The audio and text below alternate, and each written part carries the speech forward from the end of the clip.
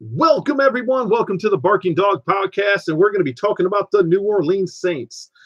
Um, the New Orleans Saints is an interesting matchup, and we're going to be talking about the keys to the game, what I think they're going to have to do to win, and how they're going to have to stop the Saints, and what mistakes we're going to have to avoid.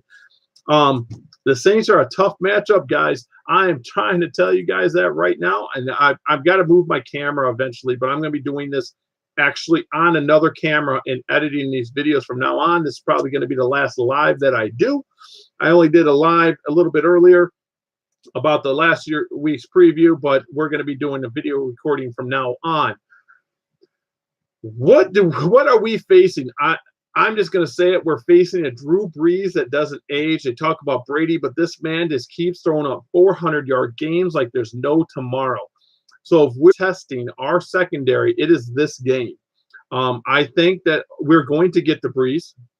I think we're going to sack him. It's just going to happen. But we're going to have to cover the tight ends. We're going to have to cover the wide receivers tight. This man can thread it in anywhere, and he's got a powerful arm. He's that man that just, I don't know how he keeps doing it. 400 yards like it's nothing. He gets 5,000 yard seasons like a running back gets a 800-yard season. It's just 5,000 yards is nothing to him anymore. So I honestly think the huge key here is slowing Brees down. Now, how do we do that? How would I do that? I honestly don't know 100% because he just seems never to slow down. But I honestly think pressure, and it's going to have to come from Garrett. I'm hoping maybe an Avery can get in there. I'm hoping that we can get some pressure on him. We're going to have to be in his face. We're not going to have to give him time because he is a shorter quarterback. So if he's dropping back, tends to drop back a little bit more than average quarterback. So if we can get to him faster and take him down, we can't let him roll out. We cannot let him roll out. That's just my opinion.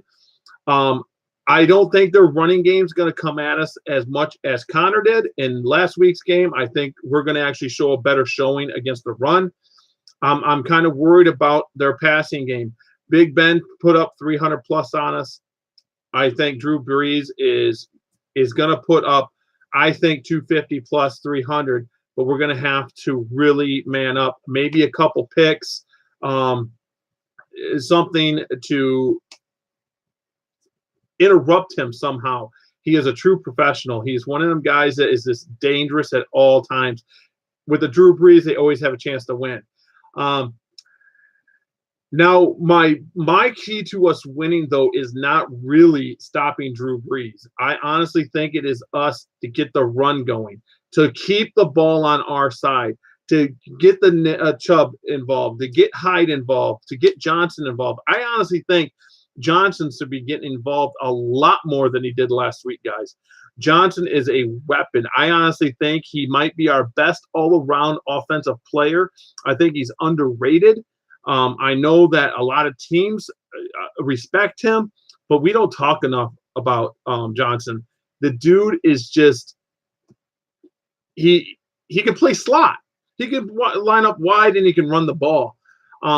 We have a three-headed monster at running back. It's a rarity. We don't have three-headed like 1,500-yard rushers, but we have a three-headed monster that we could just keep running it down this team's throat. Defense and running can still win games. If you keep the ball out of Brees' hands, he can't score on you. So I honestly think that getting Chubb involved more in this game also and getting Hyde on a rhythm of,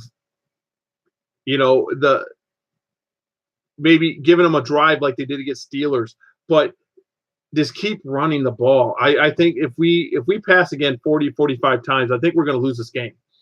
We can't get in a shootout with New Orleans. I know we think we have the firepower, but we don't have the firepower. Our teams, their offense started getting their own, while New Orleans is kind of already in their own. They'll drop 30 points on you like that. Tyrod Taylor, I think, is going to be a different showing this outing. I think he's going to show you that he's more accurate than he did last week. I think he's not going to throw any interceptions. I think that the Saints defense was a little overrated coming in. I know they were a top 10 last year, but I think they're still overrated. And if we go by the first week, I know this is really bad.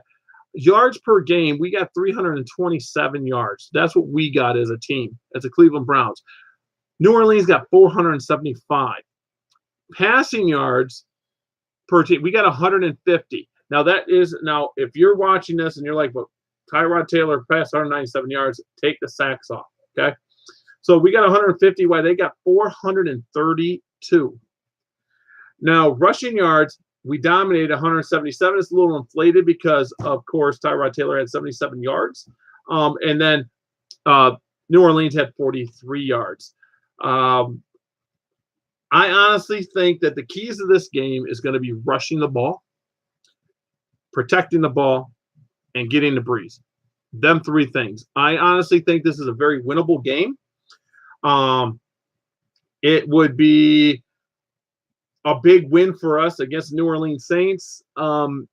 It's one of them games that if we did win, it's big for us. But it's a game that I honestly think we should win with on paper. Our defense, I think, is way better than their defense. I honestly just think that our defensive line and our linebackers are better than their defensive line and linebackers. Some people might throw on his comments below that I'm crazy, but I just think that our defensive line is a lot better than their defensive line, and our linebackers are better than their linebackers. Now, we do have a young secondary, but Ward stepped up big last week. So if Ward can step up big again and we can cover that middle, I think we have a shot. It's just going to be a huge thing, a big thing to shutting down Breeze. And we got to protect that ball, and we got to keep it on. We have to win that time of possession. And running the football is going to be it. In a slop game, you would think we'd be running the ball a lot more than we did. I'm not even taking Tyrod Taylor's 8 runs. I think he had 1 that was called for him to run. 1. The other 7 were him running for his life. That's another thing. I think he held on to the ball a little too long the last game. I think I'm going to chalk that up to the rain. The ball wasn't coming out of his hands. I mean, if you watch the game, the ball wasn't coming out of his hands like it normally does. If you watch him in preseason in that game, it just wasn't coming out of his hands the right way. So I honestly think that, when he would underthrow, it just wasn't – it didn't seem right. When I was looking at it, it didn't look right. So I'm going to do a prediction. This is a tough time for me. I honestly think the Cleveland Browns win this game 24-21. And I think it's going to come down to the last quarter.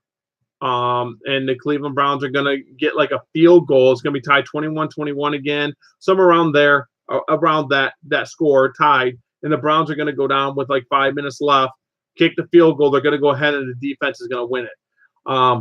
I honestly think that we are going to lean more on our defense than we do our offense this year. It's just what it's going to be.